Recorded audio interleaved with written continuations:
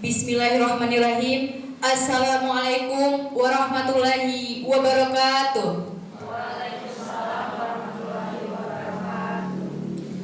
Pertama-tama marilah kita panjatkan puji syukur kehadirat Allah Subhanahu wa Ta'ala yang atas ridho dan rahmatnya kita semua dapat berkumpul dalam acara pelaksanaan ujian publik calon panitia seleksi Satuan Tugas Pencegahan dan Penanganan Kekerasan Seksual di wilayah kampus Akademi Kebidanan Harapan Bunda Bima.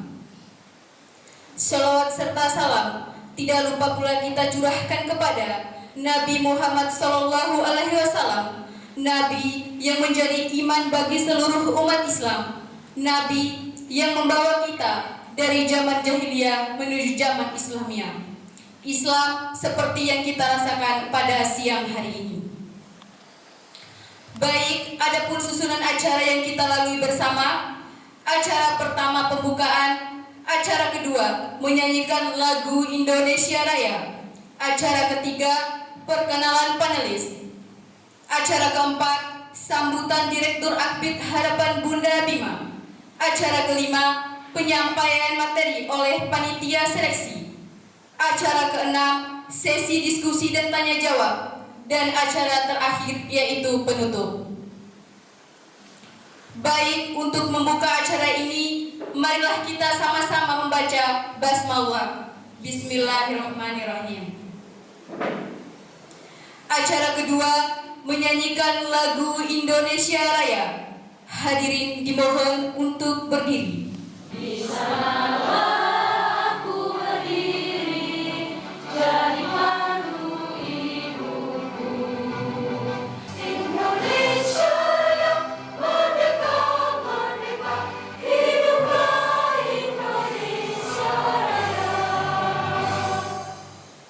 Baik, adapun panelis kedua yaitu Ibu Lili Marfuatun SHMH. Selanjutnya ada panelis ketiga yaitu Ibu Sri Astuti SST MKM. Baik, langsung saja kita ke acara keempat yaitu sambutan Direktur Akbid Harapan Bunda Bima kepada Ibu Nurbaiti SSIT MKM. Kepadanya dipersilakan. Bismillahirrahmanirrahim. Assalamualaikum warahmatullahi wabarakatuh. Yang terhormat Ibu Lili Marfuatun SHMH dari Lembaga Perlindungan Anak Kota Bima. Selanjutnya yaitu Ibu Sri Astuti SST MKM bagian kemahasiswaan, peserta pansel Satgas PPKS yang berjumlah 9 orang, yang 8 orang itu kan saya 9 dari tadi. Terus selanjutnya yaitu observer, dalam hal ini diwakili dari dosen UPM UP2M. Terus selanjutnya yaitu Sivitas Akademika yang hadir saat ini. Saya ucapkan terima kasih karena telah hadir untuk mengikuti uji publik pada siang hari ini. Puji syukur kehadirat Allah Subhanahu wa Ta'ala atas rahmat dan hidayahnya kita dapat mengikuti uji publik pada siang hari ini. Perlu kita ketahui bahwa Permendikbudristek nomor 30 tahun 2021 itu keluar. Ada beberapa tahapan yang harus dilakukan oleh perguruan tinggi, khususnya dalam rangka pencegahan kekerasan seksual di kampus. Dan tahapannya itu tidak semudah yang kita bayangkan. Tidak begitu keluar langsung kita ada satgasnya, tapi ada tahapan-tahapan di mana begitu keluar Permendikbud itu Akbid langsung mau melaksanakan. Dan hari ini tanggal 10 Agustus Akbid melaksanakan uji publik, yang mana itu merupakan salah satu tahapan menyeluruh dari proses seleksi Satgas PPKS. Satgas PPKS ini diharapkan akan membantu terciptanya ekosistem perkuliahan yang kondusif, yang dapat meningkatkan antusias mahasiswa belajar di perguruan tinggi, menjadi garda terdepan terwujudnya kampus merdeka dari kekerasan seksual.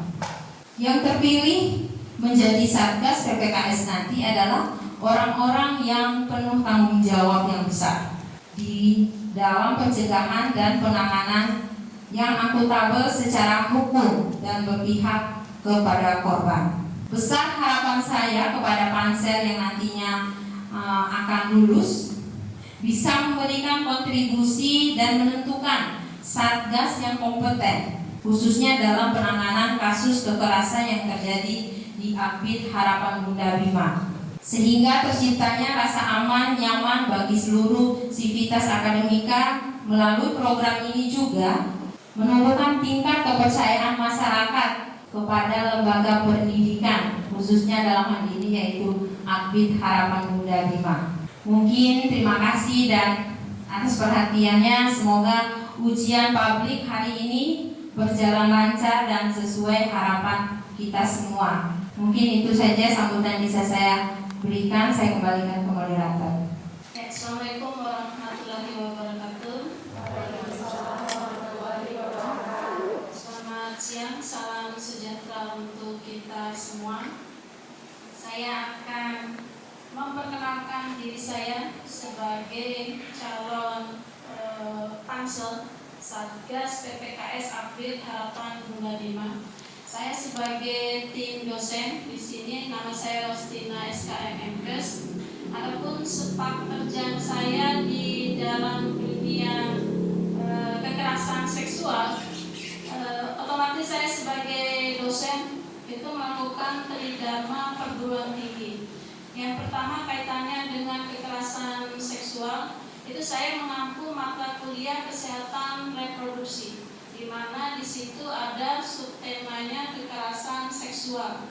Saya mengajar di Akbid Harapan Bunda Bima ini, saya masuk dari 2009. Habis itu terhenti untuk melanjutkan pendidikan, kemudian mulai lagi 2013. Dari 2013 sampai 2023 itu saya mengajar mata kuliah kesehatan reproduksi dengan subtema kekerasan seksual. Yang berikutnya, dalam tridharma perguruan tinggi itu ada penelitian. Saya juga pernah melakukan penelitian tentang kekerasan seksual yang berjudul Persepsi Remaja Tentang Cinta dan Alasan Remaja Membuat Video Mesum. Itu studi kualitatif di Penjara Negeri Raba Bima. Dan hasil penelitian tersebut dipresentasikan di Seminar Nasional Ikatan Ahli Kesehatan Masyarakat Indonesia yang diadakan di Lampung tahun 2018.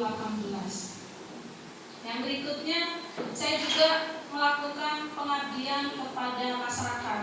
Tentu temanya terkait dengan kekerasan seksual baik pada anak, remaja, dan perempuan.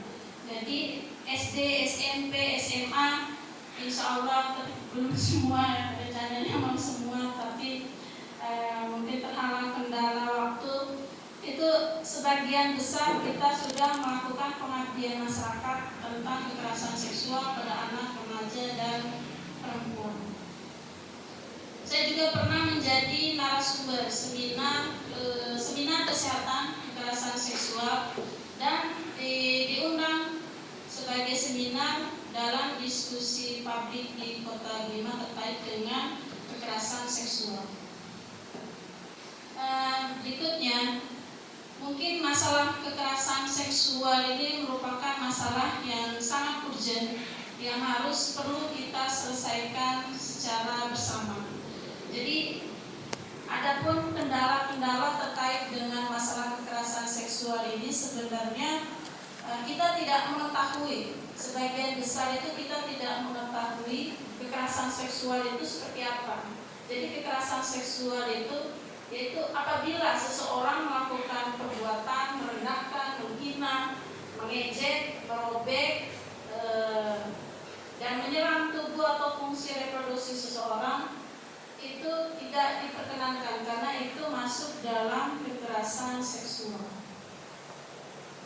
Nah, adapun kekerasan seksual ini banyak terjadi.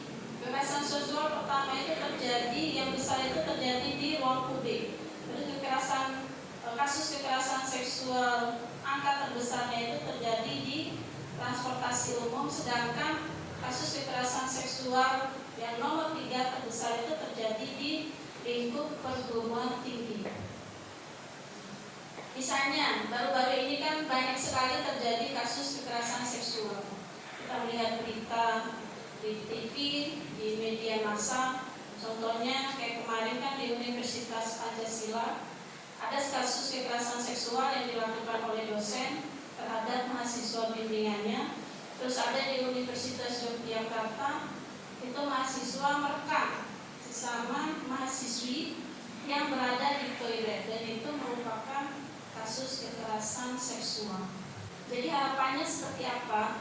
Jadi harapan saya jika nanti terpilih sebagai pansel panitia seleksi, saya harapkan satgas yang terbentuk di Akademi Kebidanan Harapan Bunda Bima ini bisa menangani masalah kesehatan, masalah kekerasan seksual di lingkungan perguruan tinggi, terutama di Akademi Harapan Bunda Bima. Selanjutnya pemateri kedua yang akan disampaikan oleh Suci Rahmadewi. Kepadanya dipersilakan. Assalamualaikum warahmatullahi wabarakatuh. Sebelumnya saya ucapkan terima kasih atas waktu dan kesempatan yang diberikan kepada saya. Sebelumnya yang terhormat ketiga ibu panelis, ibu-ibu dosen yang telah hadir pada acara ini, kakak-kakak serta teman-teman saya juga yang telah ikut partisipasi pada acara siang ini. Sebelumnya izinkan saya memperkenalkan diri. Perkenalkan, saya Suci Rahmadewi, Capansel atau calon panitia seleksi dari Akademi Harapan Bunda Bima. Yang sebelumnya saya sudah pernah menjadi bagian dari organisasi PIKR atau Pusat Informasi Konseling Remaja di Sekolah SMA Negeri 4 Kota Bima, yang sampai saat ini organisasi tersebut masih aktif. Saya juga sempat mengikuti seminar mengenai pencegahan dan penanganan kekerasan seksual kemarin. Selanjutnya saya akan langsung saja saya akan menyampaikan sedikit materi mengenai kekerasan seksual. Seperti yang kita ketahui sekarang, jenjang pendidikan perguruan tinggi sedang marak dengan kasus kekerasan seksual, yang dimana banyak kasus pelecehan di kampus yang bahkan tidak pernah ingin mengangkat kasusnya untuk dilaporkan. Sebenarnya kenapa sih kasus-kasus ini enggan untuk diangkat, enggan untuk dilaporkan? Jadi di sini saya akan membahas dengan sekarang akan terbentuknya panitia dari Satgas atau Capansel ini, saya akan membahas bagaimana cara mencegah agar bisa mengurangi terjadinya kekerasan seksual pada dunia perguruan tinggi ini. Yang pertama yaitu dengan adanya pembentukan Satgas seperti saat ini yang sedang kita lakukan sekarang, merupakan salah satu pembentukan Satgas agar kita bisa melindungi yang terjadi pada kampus kita. Selanjutnya yang kedua yaitu dengan memberikan batasan pertemuan antara mahasiswa, dosen, bahkan tenaga kependidikan tanpa persetujuan di luar. Seperti yang kita ketahui kan sekarang sangat banyak kasus dosen yang membawa-bawa mahasiswa ingin membahas tugas, ingin menyelesaikan kasus, ingin menyelesaikan konsultasi di luar dengan alasan ingin membahas tugas, membahas ini itu, tapi yang terjadi sebenarnya ada hal-hal aneh yang mereka lakukan kepada mahasiswa. Dengan itu kita bisa mencegah terjadinya kekerasan seksual itu dengan memberikan batasan pertemuan antara dosen, mahasiswa maupun tenaga kependidikannya. Selanjutnya ada hal lain seperti untuk mencegahnya itu seperti jangan berduaan antara lawan jenis jika tidak berkepentingan, jangan merespon jika ada dosen, mahasiswa, sesama mahasiswa lawan jenis yang bercanda vulgar, jangan direspon. Selanjutnya jangan memberikan segera menjauh jika ada lawan jenis yang sudah berani mulai merangkul, memeluk, meraba, ataupun hal fisik lain yang tidak sewajarnya. Hanya itu pencegahan yang mungkin bisa saya sampaikan. Harapan saya semoga dengan adanya Satgas Dengan terbentuknya Satgas di Aktif Harapan Bunda Bima ini bisa mengurangi terjadinya kasus-kasus pelecehan seksual pada perguruan tinggi ini. Mungkin itu saja yang bisa saya sampaikan. Lebih dan kurangnya saya mohon maaf. Wassalamualaikum warahmatullahi wabarakatuh. Selanjutnya pemaparan materi ketiga yang akan disampaikan oleh Bunga Uswatun Hasanah. Kepadanya dipersilakan. Bismillahirrahmanirrahim. Assalamualaikum warahmatullahi wabarakatuh. Yang terhormat Ibu panelis, yang terhormat Ibu dan kakak-kakak observer, dan juga kakak-kakak dan teman-teman saya mahasiswa yang sempat datang di ujian publik Satuan Satgas ini penelitian seleksi Pansel.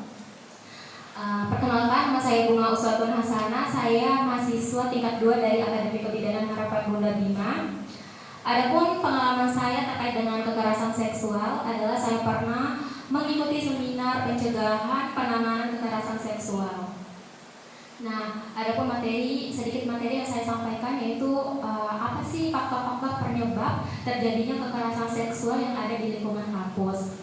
Nah, kekerasan seksual di kampus merupakan masalah serius yang terjadi di berbagai negara termasuk di Indonesia, yang menyebabkan korbannya mengalami trauma yang sangat berat, bahkan ada yang sampai melakukan bunuh diri.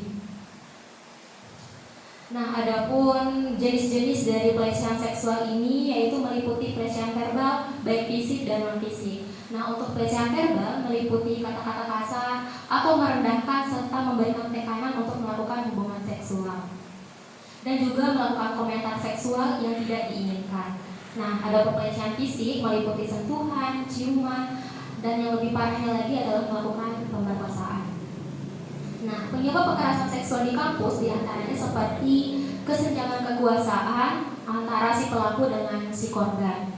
Nah, ada faktor-faktornya ada 2, faktor internal dan eksternal. Nah, untuk faktor internal dari pelaku yang menyebabkan perilaku pelecehan adalah adanya dorongan seksual yang tidak dapat dikontrol oleh si pelaku ini. Nah, untuk faktor eksternalnya adalah seringnya pelaku mungkin menonton video blue yang menyebabkan dia ingin melakukan adegan yang berada di dalam video tersebut. Nah, dari permasalahan yang saya jabarkan tadi, mungkin kampus perlu menerapkan kebijakan dan program yang efektif untuk mengurangi kekerasan seksual di kampus.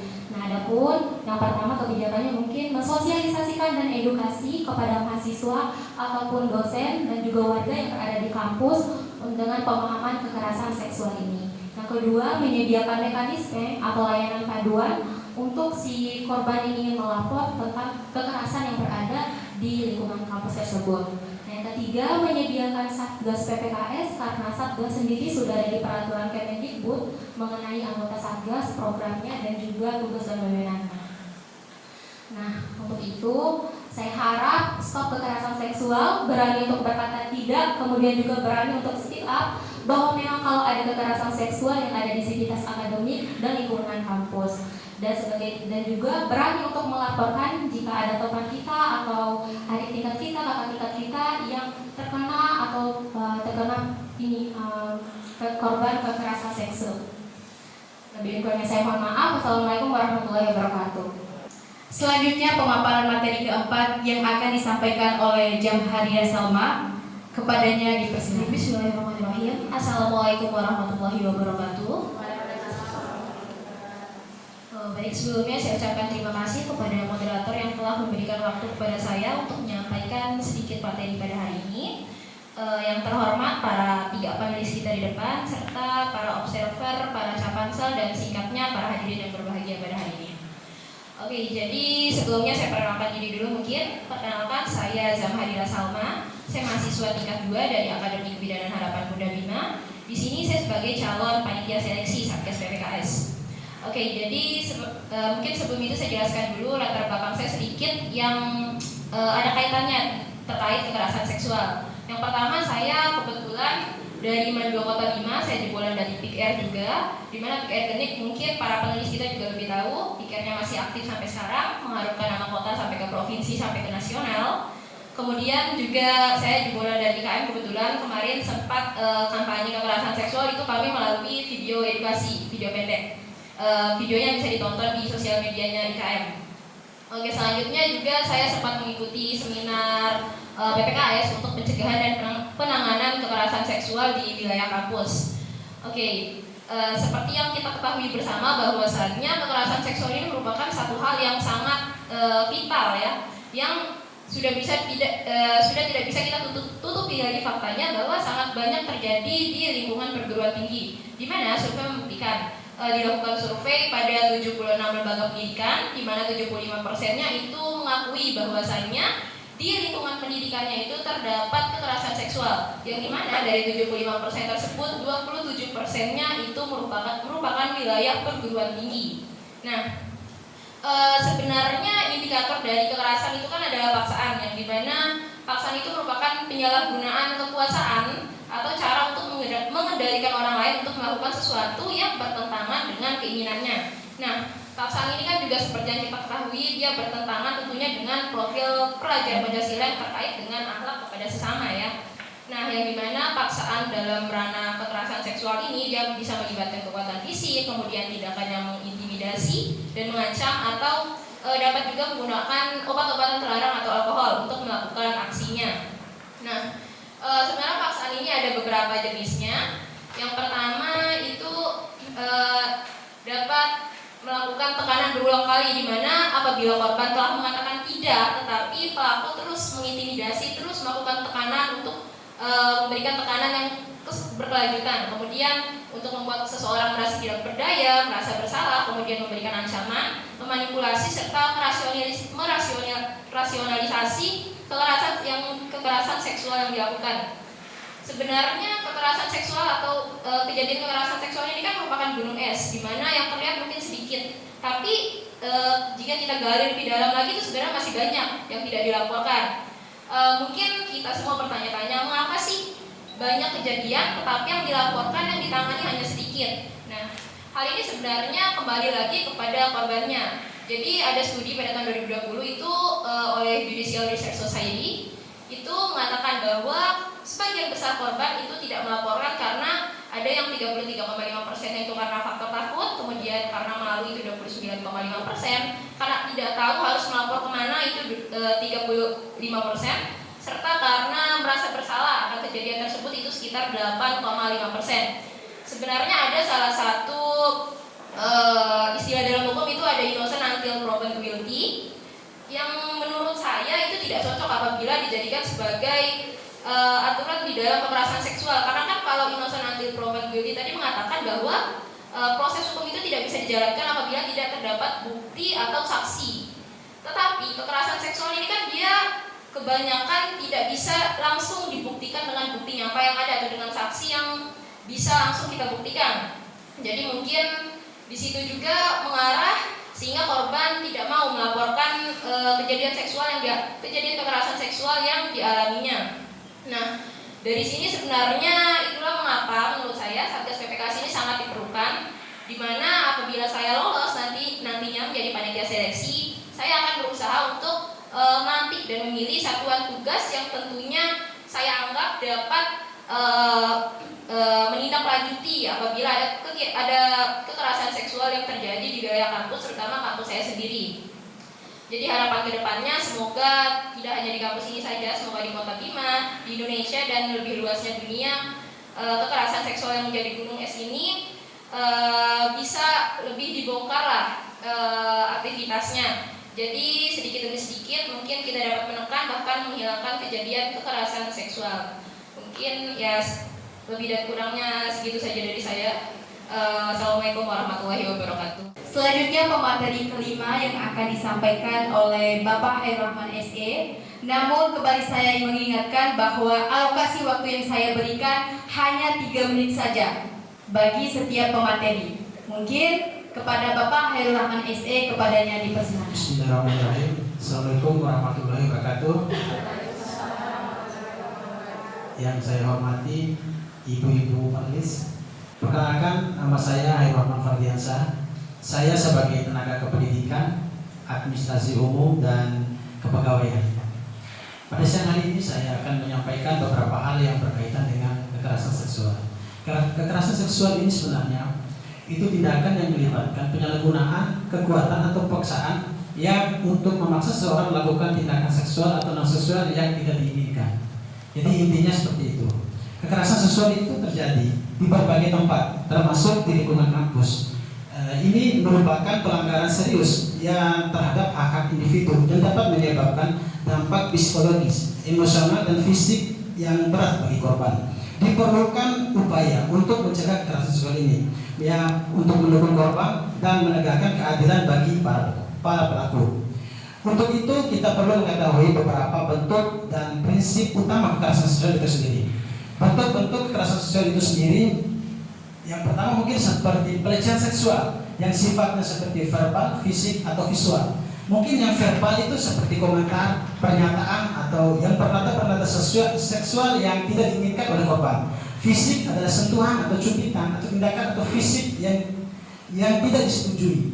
Visual itu memperlihatkan konten-konten yang bersifat seksual, gambar-gambar tanpa izin dan yang tidak diizinkan oleh pemilik gambar. Jadi yang berikutnya adalah seperti pemerkosaan. Pemerkosaan itu ada tahap-tahapannya seperti pemaksaan, manipulasi, atau kelalaian. Ya, pemerkosaan ini yang bersifatnya pemaksaan, itu memaksa seseorang untuk melakukan aktivitas seksual tanpa persetujuan. Manipulasi memanfaatkan kekuasaan atau jabatannya untuk melakukan hubungan seksual, atau kelalaian melakukan hubungan seksual dengan seseorang yang tidak dapat memberikan persetujuan, tanpa persetujuan atau izin, itu mungkin kelalaian. Adapun eksploitasi seksual, ya, ada beberapa poinnya, dari perdagangan orang, pornografi anak, atau pelacuran anak. Kalau perdagangan orang itu merekrut atau menampung atau memindahkan orang-orang dengan tujuan untuk dieksploitasi. Pornografi memproduksi, mendistribusikan atau mengkonsumsi materi-materi pornografi yang melibatkan anak-anak. Pelacuran mungkin mengeksploitasi anak-anak dalam aktivitas seksual komersial yang seperti prostitusi anak yang tidak disetujui. Adapun data yang saya kutip dari halaman web unj.as.id, Indonesia darurat dalam kekerasan seksual saat ini. Catatan tahun Komnas HAM Perempuan 2020 mencatat dalam kurun waktu 12 tahun kekerasan seksual terhadap perempuan meningkat 792%. Dalam catatan tahun yang terbaru 2022, kekerasan seksual terhadap perempuan mencapai 300.038.496 laporan, dan kekerasan seksual tersebut untuk kekerasan seksual sendiri berjumlah 4.660 kasus. Dari data tersebut, kampus menempati posisi puncak untuk 27% laporan. Data ini mungkin menjadi suatu data gunung es ke depannya, dan masih banyak lagi data-data yang belum terlaporkan dan belum disampaikan. Jadi itu merupakan laporan dari WHO. Mungkin kalau dilaporkan semua bisa menjadi 9 atau 10% korban, lebih banyak lagi dari data yang ada. Mari kita sama-sama sukseskan peraturan Menteri Kemendikbud Permendikbud nomor 30 tahun 2021 tentang pencegahan dan penanganan kekerasan seksual perguruan tinggi. Tanpa andil dan kerjasama kita semua, maka program ini tidak bisa berjalan dengan sempurna. Mari kita bersama-sama hapuskan kekerasan seksual untuk menciptakan lingkungan pendidikan yang aman, nyaman, merdeka dari kekerasan seksual demi terwujudnya pelajar Pancasila dan merdeka belajar. Sekian dari saya, terima kasih. Assalamualaikum warahmatullahi wabarakatuh. Materi ke-6 yang akan disampaikan oleh Ibu Eti Novetul Hikmah STNK MKM kepada Ibu Deputi. Bismillahirrahmanirrahim. Assalamualaikum warahmatullahi wabarakatuh. Yang terhormat ketiga ibu panelis, yang terhormat observer, yang saya hormati para dosen yang telah hadir pada siang hari ini untuk menyaksikan uji publik calon anggota Pansel, dan yang saya cintai mahasiswi yang sudah hadir pula pada siang hari ini. Izinkan saya memperkenalkan diri. Nama saya Tinoviatul Hikmah. Saya merupakan dosen di Akademi Kebidanan Harapan Bunda Bima, di mana saya mengajar mata kuliah KB dan Kesehatan Reproduksi. Jadi saya di sini memiliki beberapa kegiatan di luar kampus, yaitu salah satunya saya merupakan volunteer yang ada di Lembaga Perlindungan Anak. Kebetulan salah satu panelis di depan adalah rekan saya di LPA. Jadi karena saya fokusnya ke perlindungan dan pencegahan kekerasan seksual di lingkungan sekolah, pernah saya melakukan pengabdian kepada masyarakat bersama rekan saya dosen yaitu Ibu Rostina. Di tahun 2023 saya melakukan kegiatan penyuluhan dengan judul Edukasi dan Pencegahan Kekerasan Seksual di lingkungan Sekolah Dasar 37 Kendo di Kota Bima.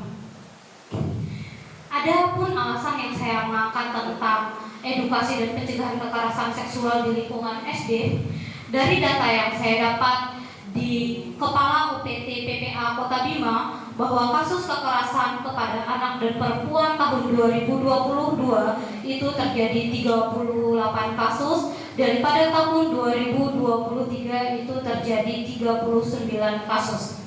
Di mana dari tahun 2022 sudah kita bisa lihat terjadi kenaikan kasus ke tahun 2023. Saya pun pernah mendampingi beberapa kasus pelecehan seksual sampai dengan kasus pemerkosaan, salah satunya di lingkungan sekolah dasar yang ada di Kota Bima. Jadi pada saat itu saya diminta oleh LPA untuk memberikan materi tentang edukasi pencegahan kekerasan seksual di lingkungan sekolah dasar itu, anggota tubuh apa saja sih yang boleh disentuh oleh orang lain, dan anggota tubuh mana saja sih yang boleh disentuh oleh orang lain. Jadi pada saat itu kejadiannya di salah satu SDN yang ada di Kota Bima, bahwa korban sampai dilakukan pemerkosaan dan pelakunya itu merupakan yang satpam sekolah tersebut. Yang seperti kita ketahui bahwa seharusnya sekolah atau tempat pendidikan itu tempat yang aman untuk anak-anak, akan tetapi itu tidak terjadi. Karena apa? Karena seperti ada yang dijelaskan oleh Saudari Bunga bahwa ada faktor internal dan eksternal sehingga pelaku ingin melakukan kasus tersebut. Setelah saya melakukan asesmen dengan rekan saya bahwa yang dilakukan pencabulan sesatu orang, tetapi yang mengalami pelecehan seksual itu ada beberapa anak yang terdiri dari dipegang pipinya, dicium pipinya, dielus-elus anggota tubuhnya pada saat kami melakukan asesmen. Selanjutnya, saya juga pernah mendampingi kasus mahasiswi yang di sini mengalami pelecehan seksual yang dilakukan oleh orang tua angkatnya. Jadi pada saat itu saya mendampingi sampai dengan ke proses hukum, bahwa pelaku pun dihukum sampai dengan hukuman seumur hidup. Jadi kalau hukuman seumur hidup itu dia lebih dari 20 tahun ya Ibu panelis. Jadi pada kasus itu saya membawa korban tersebut, seorang mahasiswi salah satu perguruan tinggi yang ada di Kota Bima. Kami karena dia mengalami depresi yang sangat berat, sehingga kami melakukan konsultasi ke psikolog, sehingga anak itu mendapatkan perawatan yang sangat intensif dari psikolog tersebut, sehingga anak itu dirawat sampai dengan hari ini anak itu kembali ceria dan kembali semangat untuk melanjutkan hidupnya. Mungkin itu saja yang bisa saya sampaikan pada uji publik hari ini.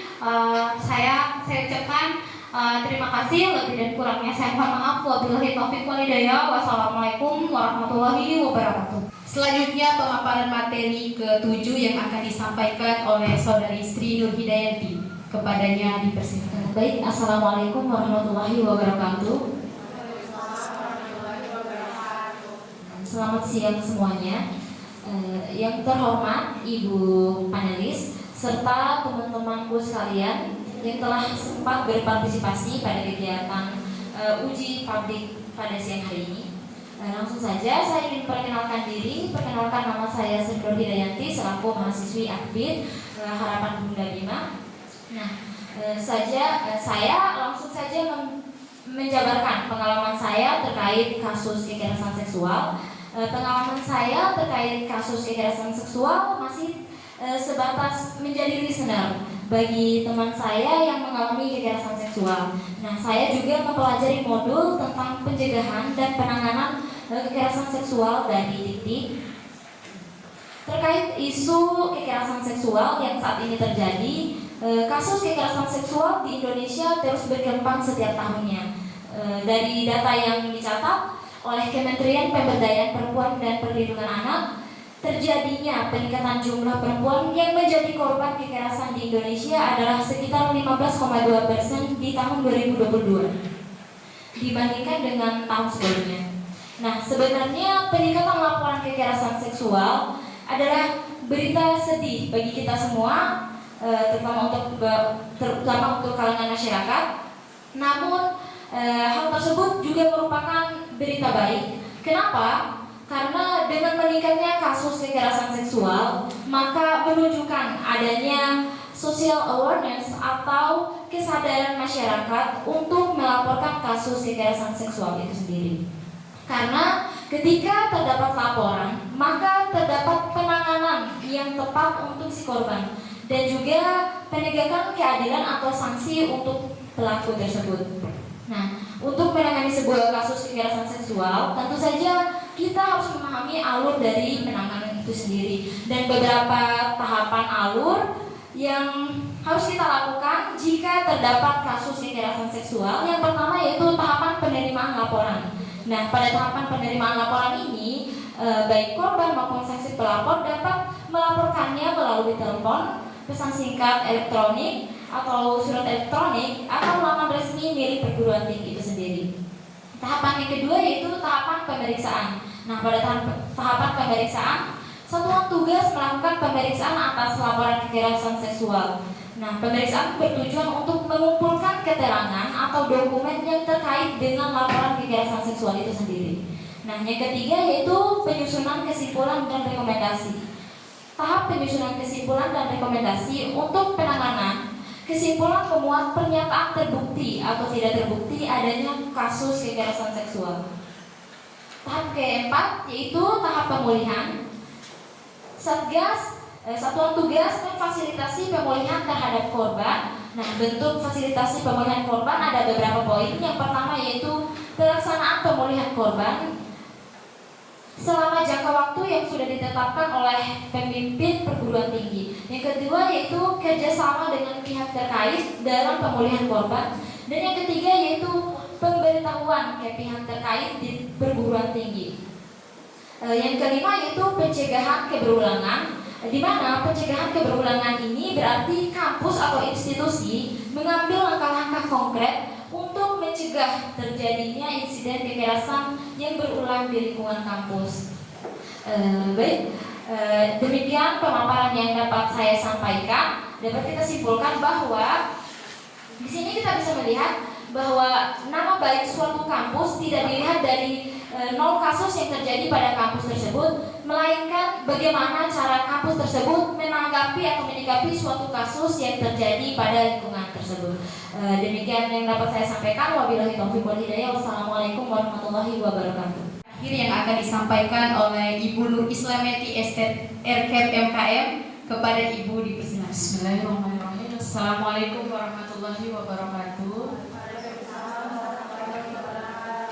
Yang terhormat Ibu panelis yang duduk di depan kita semua ini, yang terhormat pula Ibu observer dan pada dosen dengan mahasiswa, yang saya hormati juga ada Capansel ini dari 8 rekan kami di sini yang duduk di sini dan mahasiswa yang saya banggakan.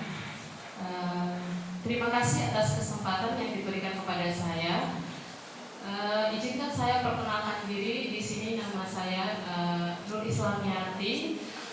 Saya juga pernah beberapa kali ikut seminar terkait kekerasan seksual di lingkungan kampus, dan semoga harapan saya terkait Capansel ini adalah terpilihnya tim Satgas yang akan menjadikan kampus kita kampus yang bebas dari kekerasan seksual.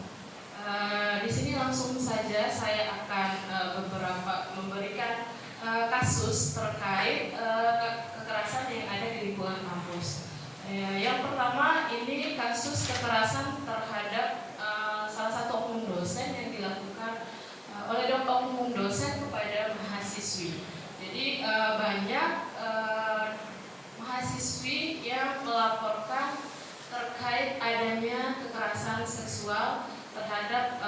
mahasiswa tersebut dan melaporkan ke bagian ke dosennya. Dan ada pula juga beberapa kasus yang di kekerasan seksual yang didapatkan itu melalui chat pribadi, bahkan juga mengajak salah satu mahasiswa itu pertemuan di luar untuk membahas tentang konsultasi asker, mungkin bisa saja konsultasi tentang skripsi dan lainnya. Jadi itu beberapa bentuk sudah berbentuk kekerasan seksual, karena di dalamnya itu mengajak isi chatnya itu mengajak mahasiswa tersebut untuk melaksanakan atau melakukan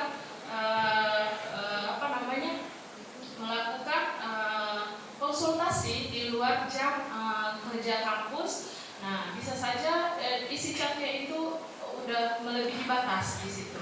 Nah, tapi kasus tersebut belum bisa tertangani karena belum ada pembentukan satgas dan lainnya. Jadi masih dalam bentuk pelaporan saja.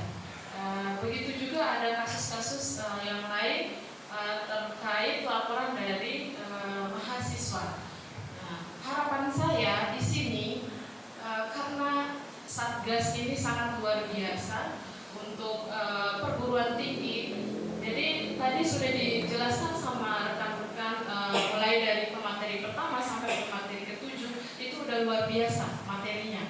Jadi saya di sini hanya menambahkan saja terkait kasus. Mungkin saya sebagai Capansel di sini bisa ikut mendukung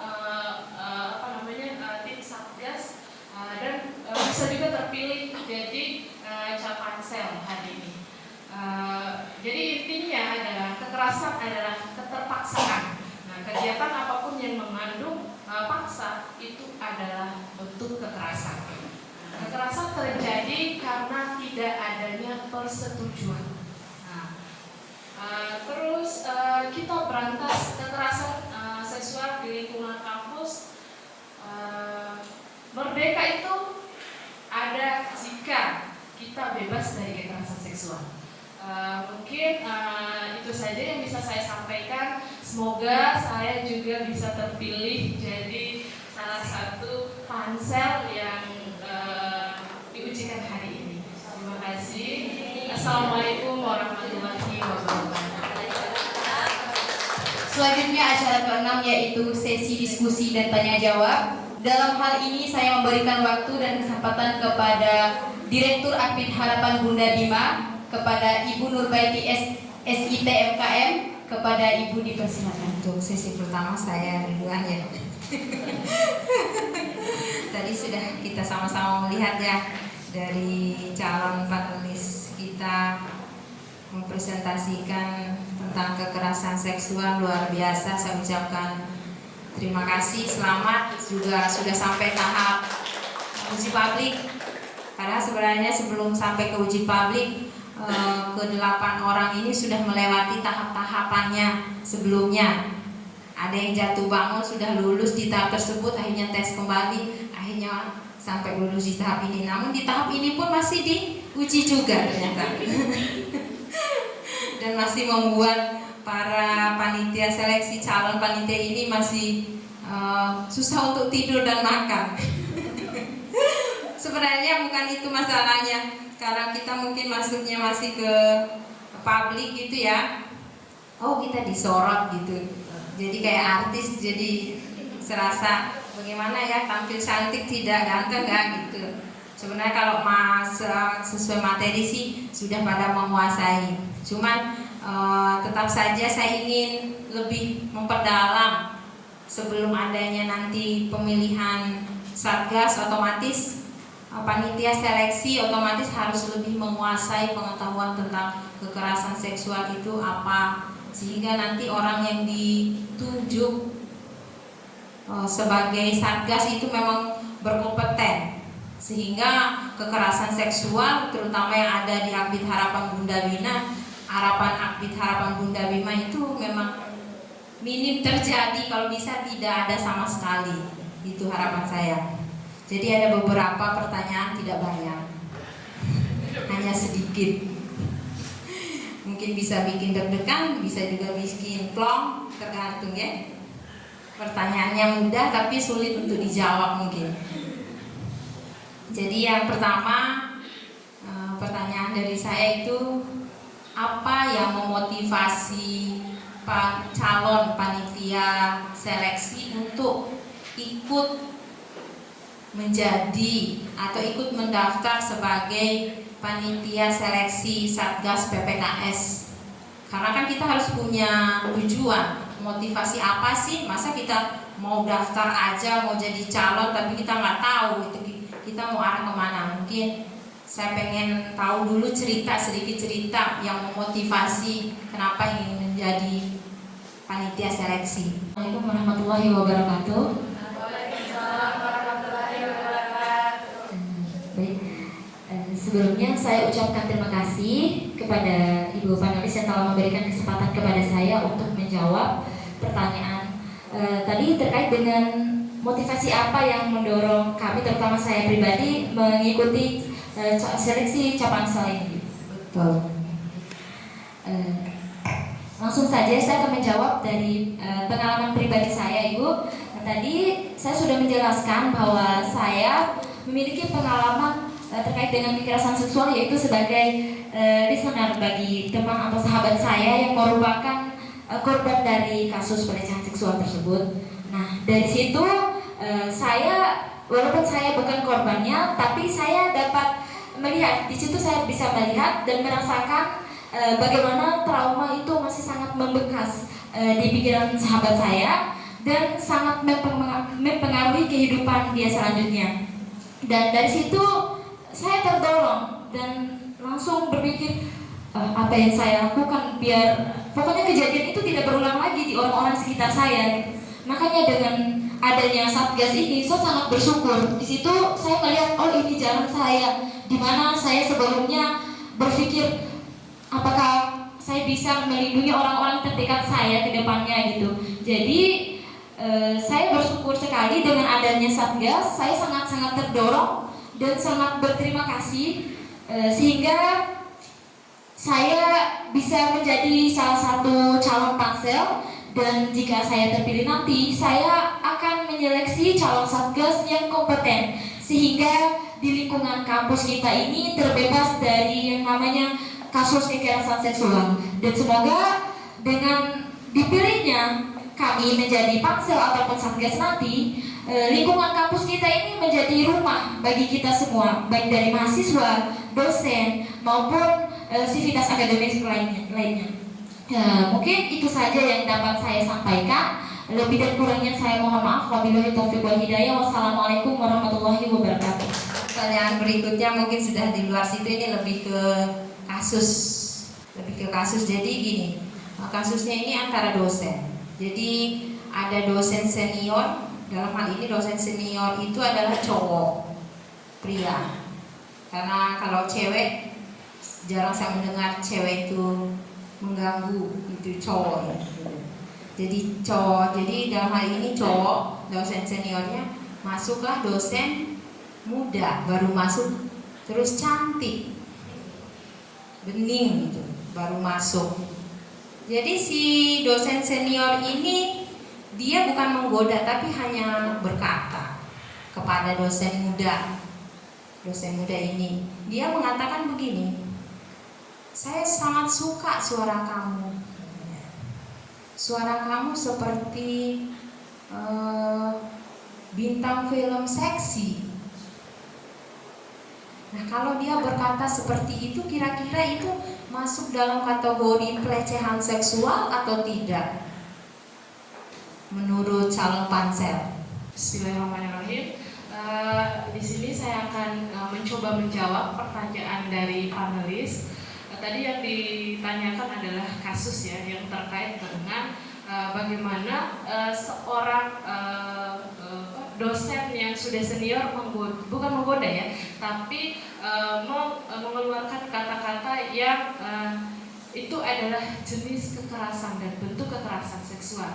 Itu kita tadi sudah beberapa yang disampaikan sama pemateri adalah yang pertama adalah jenis kekerasan itu adalah verbal, ada non-verbal, fisik, dan visual. Dan yang dicontohkan oleh panelis tersebut itu adalah jenis kekerasan verbal. Baik, kesempatan kedua akan diberikan kepada panelis, yaitu Ibu Lili Marfuatun SHMH. Kepada Ibu dipersilakan. Assalamualaikum warahmatullahi wabarakatuh. Waalaikumsalam warahmatullahi wabarakatuh. Yang saya hormati Ibu Direktur Aktif Harapan Kita Bima, yang saya hormati rekan-rekan dosen, yang saya hormati juga calon panitia seleksi Satgas PPKS, yang saya hormati observer, singkatnya mahasiswa-mahasiswa yang saya cintai dan saya banggakan. Terima kasih atas kesempatannya saya pada hari ini dipercaya sebagai panelis. Tadi seperti yang diperkenalkan, jadi saya memang fokus kegiatan saya itu di bidang social project. Saya beraktivitas di lembaga perlindungan anak. Selain itu juga saya memang fokus melakukan pengabdian masyarakat di isu-isu perempuan dan anak. Saya agak speechless ya. Ternyata luar biasa, kasih close yang meriah dulu untuk capaian saya kali ini. Ya, materinya luar biasa. Saya aja ikut pelatihan itu sangat lama bisa mendapatkan, bisa ngisi-ngisi materi. Ternyata ini dari Aktif Harapan Bunda ini luar biasa, baik dosen maupun mahasiswanya ternyata sepak terjang dan pengalamannya sangat luar biasa di bidang pencegahan kekerasan. Ya, jadi bingung mau nanya apa nih, kayaknya luar biasa, bisa dijawab semua ini. Ya betul tadi ya seperti yang dibilang, memang saat ini isu-isu terkait dengan pencegahan kekerasan di lingkungan perguruan tinggi itu menjadi isu yang sangat booming ya. Khususnya kita sering mendengar banyaknya kasus, baik itu terjadi di lingkungan sekolah, tapi yang belakangan ini sering terjadi adalah di lingkungan pendidikan. Nah di Bima, berdasarkan pengalaman pendampingan saya, sebenarnya ada banyak kasus yang terjadi. Tapi ada kasus yang bisa di speak up, jadi itu kayak menyebar di kalangan pemberitaan. Tapi ada juga kadang-kadang institusi itu untuk menjaga marwah institusi itu ibaratnya kasusnya di skip sehingga tidak ketahuan oleh orang banyak. Nah, saya ada 3 pertanyaan di sini. Mungkin kalau pertanyaan pertama ini biasa lebih spesifikkan. Ini pertanyaannya untuk dosen. Bagaimana misalnya pendapat ibu atau bapak sebagai calon panitia seleksi dalam memilih satgas jika misalnya mendapatkan laporan bahwa ada rekan kerja yang melakukan pelecehan terhadap mahasiswa? Itu pertanyaan saya, silahkan mungkin bisa langsung dijawab. Ya, terima kasih. Karena dosennya ada 2, tadi 1 sudah menjawab, berarti 1 giliran saya. Saya dapat siangnya. Ya, terima kasih Bu Lili telah memberikan pertanyaan kepada saya. Jadi misalnya ada rekan kerja saya melakukan kekerasan seksual kepada mahasiswa, mungkin ya kepada mahasiswa. Jadi apa yang harus saya lakukan? Nah, sebagai rekan kerja, ini tergantung apakah kekerasan seksual itu saya lihat sendiri atau berdasarkan laporan dari mahasiswa saya. Kalaupun saya lihat sendiri dan saya sebagai saksi, otomatis sebagai individu, walaupun dia itu rekan kerja, walaupun dia itu keluarga, walaupun dia itu teman sejawat, saya harus speak up terkait dengan kekerasan seksual. Baik itu saya harus mengalihkan perhatiannya atau mendelay atau memberikan peringatan langsung. Kalaupun rekan sejawat saya itu posisinya berada di bawah saya, karena saya mempunyai tanggung jawab agar kasus kekerasan seksual itu tidak terjadi di lingkungan kampus, karena ini kan akademik, jadi area yang suci. Nah, misalnya saya sebagai ketua, soalnya sering jadi ketua, nggak apa-apa, jadi ketua gitu. Misalnya saya sebagai anggota Satgas, apa yang harus saya lakukan jika menemukan kasus seperti itu? Otomatis karena saya melihat sendiri, itu harus saya tangani dengan baik. Tetapi penanganan ini otomatis harus melibatkan beberapa pihak, karena ini tergantung nama baik kampus, jadi kita juga tidak terlalu ceroboh untuk melakukan sesuatu. Jadi semuanya harus dipertimbangkan, terutama misalnya dia terbukti sebagai korban, kita harus fasilitasi, kita harus memberikan pendampingan, apakah kasus ini mau diselesaikan atau dibawa ke ranah hukum. Intinya, kalaupun terjadi kasus kekerasan seksual di lingkungan kampus, harus ditangani dengan baik oleh Satgas. Pertanyaan selanjutnya ini lebih mirip, tapi sekarang lebih spesifiknya ke mahasiswa. Jadi bagaimana tindakan Satgas ataupun sebagai mahasiswa jika mengetahui ada mahasiswa teman kalian, misalnya teman dekat kalian itu menjadi korban pelecehan oleh dosen? Apa yang kalian lakukan sebagai Satgas ataupun sebagai mahasiswa? Baik, Assalamualaikum warahmatullahi wabarakatuh.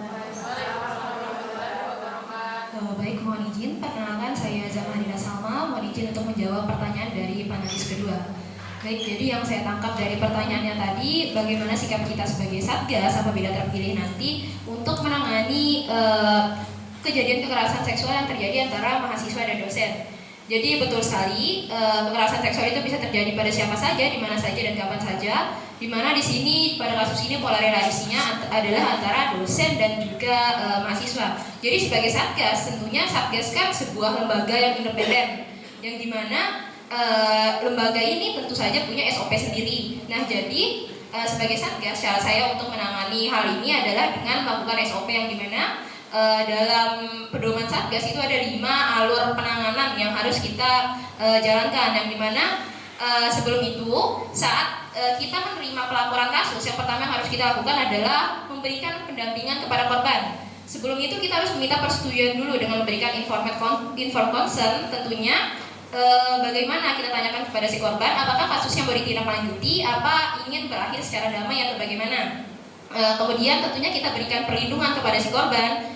Dan selanjutnya setelah melakukan menerima penerimaan laporan, kita melakukan pendekatan, tentu saja tanpa melakukan justifikasi kepada si korban dan juga si pelaku. Jadi pendekatan ini tidak bisa sebelah pihak ya, tidak bisa di korban saja, pasti korban dan pelaku. Jika tidak ditemukan titik temu, maka dilakukan cross check dengan pertemuan antara korban dan juga pelaku. Nah, jika telah melakukan pemeriksaan, maka dilakukan penyusunan kesimpulan dan juga rekomendasi yang mana nantinya setelah ditemukan kesimpulan dan juga dibuatkan surat rekomendasinya, ini akan diteruskan kepada pimpinan perguruan tinggi, yang mana di sini adalah direkturnya. Nah, nanti bagaimananya direkturlah yang akan memberikan keputusan, entah pengenaan sanksi administratif atau sanksi yang intinya akan ditentukan oleh pimpinan perguruan tinggi. Setelah itu Satgas akan melakukan pemulihan pada korban, kemudian juga melakukan yang terakhir adalah pencegahan keberulangan, sehingga hal yang tidak diinginkan tersebut tidak terulang lagi, tidak terjadi lagi kepada orang-orang selanjutnya.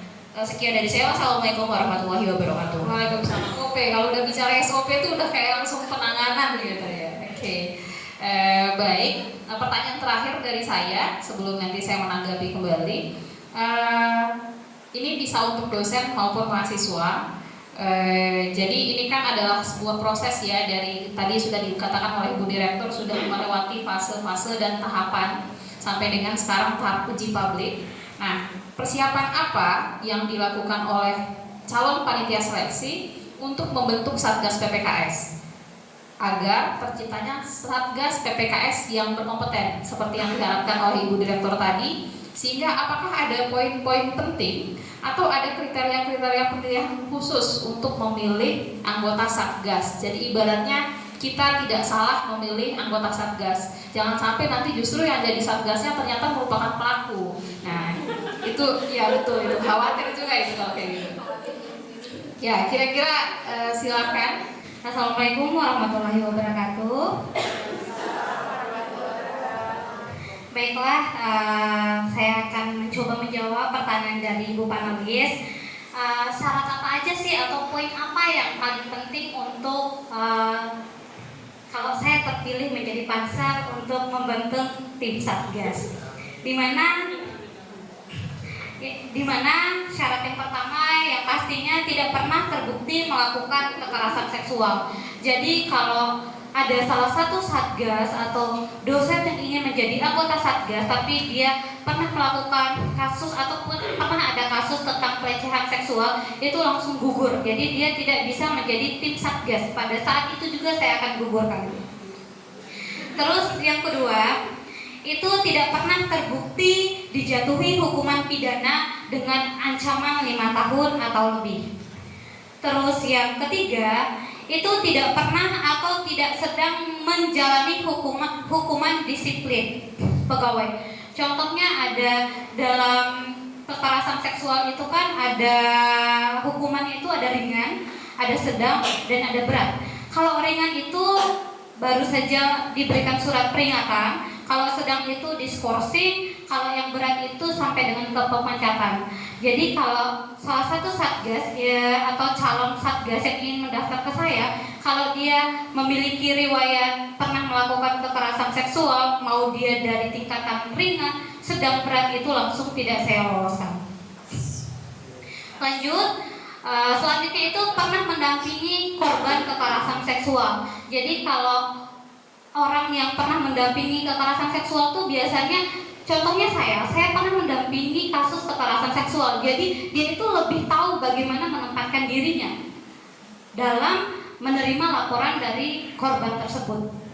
Terus pernah mengikuti seminar tentang kekerasan seksual. Jadi dia tuh sudah tahu nih, oh kekerasan seksual itu bukan hanya tentang pencabulan atau pemerkosaan, tetapi kekerasan seksual itu contohnya membandingkan anggota tubuh saja, si A dan si B itu merupakan salah satu kekerasan seksual. Lanjut, pernah mengikuti organisasi di dalam atau di luar perguruan tinggi. Contohnya seperti mahasiswa tadi, ada beberapa mahasiswa yang mengikuti organisasi di luar kampus. Nah mereka ini kalau tidak lolos jadi pansel dan mereka mengajukan diri ingin menjadi satgas, mereka ini kemungkinan besar akan lolos. Karena apa? Karena mereka bisa atau pernah mengikuti organisasi di luar kampus yang membahas tentang pencegahan kekerasan seksual yang ada di lingkungan sekolah ataupun di luar sekolah ataupun di lingkungan kampus. Mungkin itu aja yang bisa saya jawab. Lebih dan kurangnya saya mohon maaf. Wabillahi taufik wal hidayah. Wassalamualaikum warahmatullahi wabarakatuh. Jawabannya sudah sangat luar biasa sekali, Ibu Direktur. Ini kayaknya memenuhi kriteria ini, bagus. Mulai dari presentasinya bagus dan jawaban-jawaban atas tanggapan pertanyaannya juga bagus. Tapi saya sedikit ingin menambahkan terkait dengan pertanyaan dari Ibu Direktur tadi. Nah, bagaimana kalau ada yang melakukan kekerasan verbal? Nah, jadi ini juga merupakan masalah-masalah yang sering terjadi untuk kami yang aktivis. Jadi kalau kita bicara bunyi undang-undangnya itu kan masuk kekerasan. Nah, tapi kalau di kepolisian harus ada hasil visum, ya harus memenuhi 2 alat bukti. Jadi kadang-kadang polisi itu dia berpatokan kepada unsur formil. Sebuah tindak pidana itu bisa diproses minimal harus ada 2 bukti permulaan yang cukup. Baik itu keterangan saksi, ada juga yang namanya keterangan ahli ataupun hasil visum. Nah, kadang-kadang yang menjadi pertanyaan, bagaimana kalau korban menjadi korban kekerasan seksual tapi hanya dia sendiri, nggak ada saksi, tidak ada juga bukti-bukti misalnya. Nah, jadi ini yang sedang kami advokasi sekarang. Jadi kalau di Undang-Undang TPKS, Undang-Undang yang terbaru, Undang-Undang nomor 12 tahun 2022, satu korban itu sudah bisa menjadi saksi. Jadi jangan pernah korban itu takut untuk bicara, korban itu takut untuk speak up. Kadang-kadang kan kita ini palingan ngakunya dia aja gitu. Tapi apa iya korban itu mau mengaku, apalagi untuk hal-hal yang sensitif begitu. Nah, cuman kadang-kadang kepolisian itu karena diperpatokan kepada aturan formil dia agak takut. Tapi ada yang namanya bukti petunjuk. Jadi ada namanya keterangan ahli, dalam hal ini psikolog. Nah, ini juga bisa advokasi. Jadi jangan pernah takut untuk melapor meskipun gak ada saksi. Nanti karena akan ada proses advokasi, akan ada proses asesmen. Nah, tapi memang ada juga misalnya hal-hal yang memang kesulitan untuk kita membuktikan secara hukum pidana, sehingga itu biasanya berujung damai. Tapi kalau untuk kasus-kasus yang jelas persetubuhan, itu nggak ada istilah damai. Meskipun misalnya antara orang tua korban dengan pelaku nih sudah deal-dealan, kita damai aja nih 100 juta. Ada juga yang kayak gitu. Tapi kalau untuk kasus persetubuhan itu tetap lanjut. Jadi nggak ada istilah damai. Tapi mungkin yang bisa damai itu ibaratnya ya hal-hal yang mungkin ringan, tapi sebenarnya itu berat ya, tidak ada istilah ringan. Karena Ada juga istilah dalam pelecehan seksual itu yang mungkin dia menjadi korban itu dulu. Waktu zaman kecil suka dicium-cium, suka diraba-raba, tapi pada saat kita dewasa, pada saat kita misalnya paham, oh iya ternyata sebenarnya saya sudah jadi korban pelecehan dari saya masih kecil. Nah itu dan benar-benar dampak traumanya saya sangat luar biasa. Itu tadi saya nambahin jawaban yang dari Ibu, siapa tadi yang terakhir, Ibu Nur Islamiati ya. Tapi mungkin itu bagus juga untuk kita juga, sehingga kita dalam hal ini terus belajar dan menambah pengalaman. Saya juga berasa kuliah berapa SKS ini dengar materi-materi dari panelis. Baik, cukup itu dari saya. Terima kasih. Wassalamualaikum warahmatullahi wabarakatuh.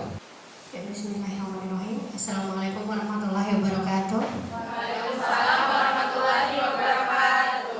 Alhamdulillah ya, hari ini kita cukup banyak ilmunya karena ada ibu panelis tamu kita yang memang sudah berpengalaman dan menguasai materi terkait seksual ya. Jadi yang terhormat Ibu Direktur dan Ibu panelis, yang saya banggakan hari ini teman-teman dosen yang ikut Capansel dan mahasiswa dari tingkat 2, kemudian ibu-ibu observer dan dosen serta mahasiswa yang sudah menyempatkan hadir hari ini untuk melaksanakan acara seleksi Capansel hari ini. Oke, baik, karena tadi dari ibu-ibu Pansel tidak memilih ataupun mungkin ada yang mengacungkan tangannya. Jadi kali ini saya berbeda karena ada satu orang laki-laki saja mungkin dari saya memilih Bapak. Ya, baik, pertanyaan dari saya. Seperti yang kita tadi ibu-ibu dan adik-adik Capansel yang sudah menjelaskan terkait kasus kekerasan seksual. Jadi di sini mungkin kasusnya dia sudah pernah merasakan atau sudah pernah mengalami kekerasan seksual ya dari seseorang dosennya ataupun contoh saja ini ya, tetapi dia tidak berani untuk melaporkan. Jadi mungkin ada tindakan apa yang dilakukan oleh Bapak sebagai Capansel. Mungkin itu saja. Terima kasih. Mungkin ada beberapa alasan mengapa korban pelecehan seksual itu, mungkin cara aku pertanyaannya di kampus mungkin takut melapor atau tidak mau melapor, lebih baik menutup diri, lebih baik untuk memilih diam, mungkin seperti itu. Jadi di sini saya bisa menjabarkan beberapa alasan, mungkin ada beberapa mengapa kriteria korban-korban itu tidak mau melaporkan. Yang pertama adanya rasa takut. Yang kedua trauma dan tahap penyembuhannya. Yang ketiga kekhawatiran akan dampak negatif pada karir dan pendidikannya untuk mahasiswa. Dan yang keempat kurangnya dukungan dan sumber daya. Mungkin rasa takut ini korban seringkali yang merasa takut akan dihakimi oleh orang lain jika mereka melaporkan pelecehan seksual yang dialaminya. Mereka khawatir akan dianggap sebagai penyebab masalah atau tidak akan dipercaya oleh orang lain. Jadi trauma terutama jika pelaku adalah orang yang dikenal atau orang yang memiliki pengaruh atau di atasnya atau atasannya. Ya, yang kedua mungkin trauma atas dan penyembuhannya. Korban pelecehan seksual sering mengalami trauma yang mendalam yang membutuhkan waktu penyembuhan ya yang lama. Jadi proses melaporkan pelecehan seksual dapat memperpanjang atau memperdalam trauma korban sehingga mereka memilih untuk diam. Jadi mungkin seperti itu. Dan kekhawatiran akan dampak pada karir atau pendidikan ya, mungkin seperti dosen akan menghambat karirnya dan sebagai mahasiswa akan menghambat pendidikannya. Adanya pemikiran-pemikiran seperti itu. Dan yang keempat itu ada yang penting sekali, kurangnya dukungan atau sumber daya. Jadi korban mungkin tidak menyadari atau tidak memiliki akses untuk yang memadai untuk mendukung, membantu mereka melaporkan pelecehan seksual yang dialaminya. Mereka mungkin merasakan sendirian atau tidak tahu kemana harus melaporkan. Dan bahwa proses pelaporan dan penanganan kasus pelecehan seksual yang dialami, yang dilakukan itu cukup sensitif dan harus adil penanganannya. Dan mungkin kurangnya penyediaan sumber daya atau dukungan yang memadai bagi korban. dan program pendidikan tentang kesadaran akan kekerasan seksual dan meningkatkan kesadaran tentang pentingnya pelaporan pelecehan seksual. Jadi program-program yang harus akan dilakukan oleh kita di institusi untuk membantu agar setiap korban berani melaporkan kejadiannya. Jadi disitulah ada mungkin kriteria atau beberapa poin yang bisa saya sampaikan kenapa para korban itu takut atau tidak mau melaporkan kejadian-kejadiannya. Mungkin sedikit saya akan tambahkan lagi. Alhamdulillahnya mungkin dalam kurun waktu dekat ini kampus kita Advent Harapan Muda 5 akan menetapkan pansel-pansel PPKS dan satgas-satgas PPKS yang handal, kompeten, berkomitmen dan terpercaya. Mungkin sekian dari saya. Assalamualaikum warahmatullahi wabarakatuh. Yang pertama terkait kasus tadi, jika Anda terpilih jadi satgas, pendekatan atau langkah apa yang dilakukan terkait untuk menangani kasus tadi ya? Mungkin ada yang bisa menjawab, boleh mengajukan tangannya. Izin menjawab pertanyaan dari panelis ketiga. Jadi tadi juga sudah dipaparkan oleh penjawab pertama tentang itu, tapi belum dipaparkan lebih jelas program-programnya. Nah, adapun langkah-langkah dan program yang efektif yang dilakukan oleh kampus untuk mencegah terjadinya kekerasan seksual. Yang pertama itu menyediakan atau membentuk satuan tugas ini. Dari situ kita dapat mensosialisasikan dan mengedukasi kepada mahasiswa, dosen, tenaga pendidik, dan juga warga yang ada di dalam lingkungan kampus itu tentang terkait dengan penanganan kekerasan seksual. Yang kedua, menyediakan laporan atau menyediakan lembaga itu tadi yaitu satgas. Nah, begitu saja dapat saya sampaikan. Lebih dan kurangnya saya mohon maaf. Wassalamualaikum warahmatullahi wabarakatuh. Materi terkait dengan kekerasan seksual melalui via WhatsApp. Nah, apakah itu termasuk kekerasan seksual atau tidak? Apabila mahasiswa, ini contoh kasus ya, saya juga pernah mengalami juga waktu S2 teman saya, bahkan dia mengajak saya untuk bareng ketemu sama dosen untuk melakukan membahas tentang tesis seperti itu. Jadi apakah itu merupakan tindakan yang pencegahan kekerasan seksual atau pelecehan seksual? Jadi dia mengajak untuk ke kafe, mengajak sambil makan gitu, sambil konsultasi. Apakah itu merupakan kasus yang memang pencegahan kekerasan seksual atau tidak? Terima kasih. Baik, assalamualaikum warahmatullahi wabarakatuh.